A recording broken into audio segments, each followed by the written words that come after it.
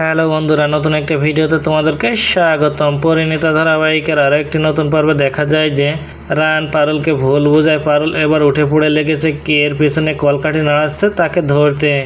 আর তদন্ত করে পারুল জানতে পেরেছে এই কাজটা করেছে শিরিন আর তুর্য মিলে।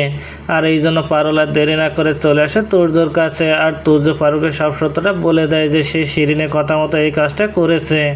আর তারপর তুর্যকে নিয়ে পারুল চলে আসে রায়ানের কাছে। আর সেখানে এসে রায়ানের সামনে সব সত্যটা বলে দেয় তুর্য। ওদিকে রায়ান আর পারুলকে আলাদা করতে পেরেছে বলে অনেক খুশি শিরিন। এদিকে তুর্যর মুখ থেকে সবটা শুনে শিরিনের উপর অনেক রেগে যায় রায়ান।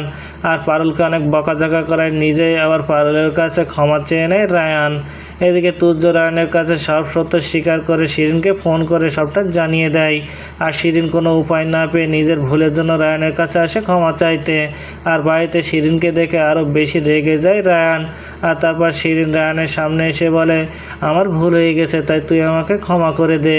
শিরিনের মুখে এমন কথা শুনে নিজের রাগ সামলাতে না পেরে বাড়ির সকলের সামনে শিরিনকে ঠাটিয়ে থাপ্পড় মেরে বাড়ি থেকে বের করে দেয় রায়ান।